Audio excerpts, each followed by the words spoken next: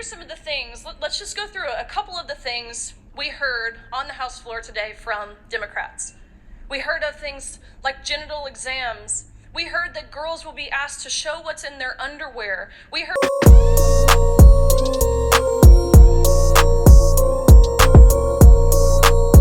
In the long battle of bringing awareness to the dangers of Title IX, its abuse in women's sports has finally been resolved, with House Republicans passing ban on trans athletes in women's sports. Let's take a look. Welcome to the Capitol, everybody. Good afternoon. This is a great day for women in America. House, yes, that's an applause. House Republicans have yet again stood up for women. This is a commitment that we have made because it comports with what is right and what is common sense. We know from Scripture and from nature that men are men and women are women, and men cannot become women. It's sad that we have to say that. It's a matter of biology. It's how we're made. And if we try to ignore that or to undo it, we do so at our peril and to the detriment of our daughters.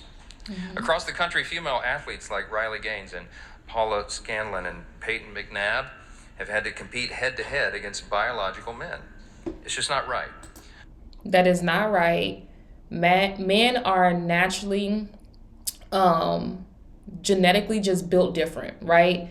They have a big advantage over women, especially when they're going into their sports. It's not okay. It will never be okay. And I'm going to tell y'all this right now. True feminism is to stand up for women, not to agree on things that hurt women.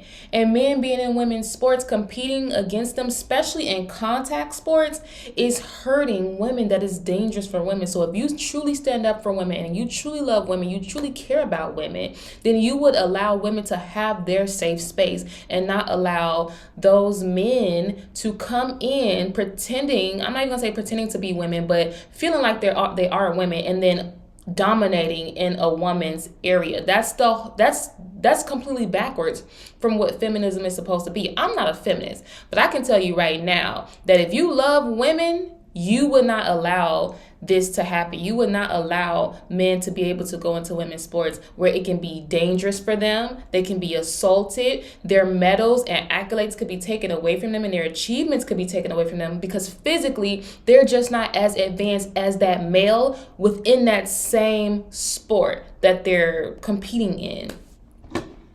Crazy. Around the world, it's estimated that more than 700 female athletes have been displaced by males in their women's sporting events. And that has resulted in more than 1,000 estimated medals, records, and scholarships intended for women 1, going to men.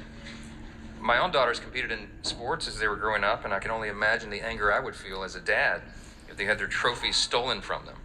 But that's indeed what many women are facing today. And it's not just anger, it's fear. Mm-hmm. Biological men competing against women also poses a threat to the safety of our girls. Yes. It's dangerous, it's unfair, it's a rejection of reality, and it is just plain wrong. You can't agree with somebody just because they say, I'm a female. And to make them feel better, you're agreeing with their ideology that they're a female. No, you're not a female. You were not born that way. Your genetic makeup is not that way. There are things that you can do and things that you are capable of and things that God built you for as a man to be able to lead, to provide, and to protect in the image of Him. And while each person does have traits of the other, like men, they have nurturing traits like women, and women have masculine traits like men. There's a reason for that. There's a small percentage of that within each other, right? To have that really good balance. But as a whole, men are just genetically, their makeup is way different than a woman. And it's very selfish to say, okay, well, I'm going to put these people's feelings and their ideology and what they believe ahead of women's protection and ahead of their success and where they can thrive in. There's a reason why women's sports was created, because women wanted to do things actively, like, basketball or football or soccer volleyball, and active women wanted to be in sports, but they couldn't compete in the men's sports because it was just genetically, it was a disadvantage for women, and it's a safety issue. So that's the point of women's sports in the first place. So we don't need to change that, and we don't need to go around confusing people, and you can't force people to agree with how you see yourself because that's how you see yourself. If you believe that you're a dog and a cat, I am not going to refer to you as a dog and a cat. First off, that would be me devaluing you as a human, and that's not what I'm going to do. And so if you were created to be a male and a man, I'm going to refer to you as a male, strong, courageous, a leader, a protector, a provider, someone who God has placed to be able to not only just shepherd, but to be able to steward over the more, less advantage or weaker vessel. And not weaker as in, oh, can't do nothing, I'm helpless. No, but weaker vessel as in genetically you are bigger, mass is bigger, right? Biologically you're just more advanced. So that's why you're placed at the level that you're placed at. And let's not change that. I see value in men. And if you were born a man, there's value in you. If you were born a woman, there is value in you being a woman. There's a place for you. There's an assignment for you. Let's stick to that, guys. But today, the House voted to uphold common sense again. We voted to require all schools receiving federal funds to uphold the original meaning of Title IX and keep biological men out of women's sports. Last Congress, we voted on this legislation as well. We will note that not one single Democrat joined us. Today was an improvement. It's bipartisan. We had 2 Democrats join us. Yes. But it's shameful. There should have been many, many more. In fact, I would argue that every member of this body should have voted for common sense and to protect women. And for some reason, for politics, I guess, they chose not to. The American people sent a clear message in November. They want us to return to common sense. Yes. But it appears that some of our friends in the other party are ignoring that plea. This Congress, we have the power of a Republican Senate, and we will have Donald J. Trump return to the White House in less than a week. That is going to be a sea change around here, and we can't wait.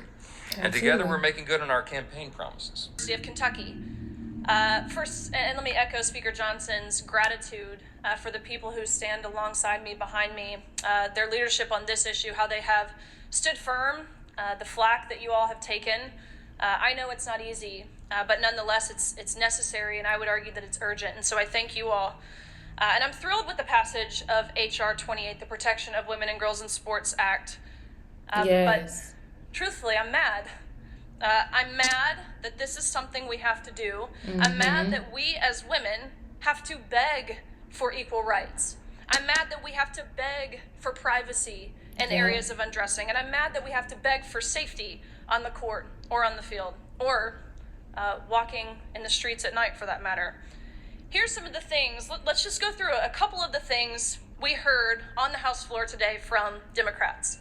We heard of things like genital exams. We heard that girls will be asked to show what's in their underwear. We heard that they have to show internal and external anatomy, inspections, Taliban-like enforcers, hire predators to peek at girls, on and on and on.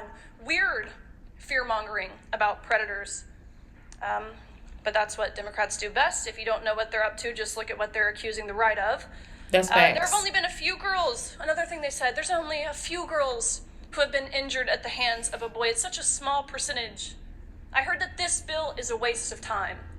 And let me tell you the message I received when I heard that is that I'm a waste of time.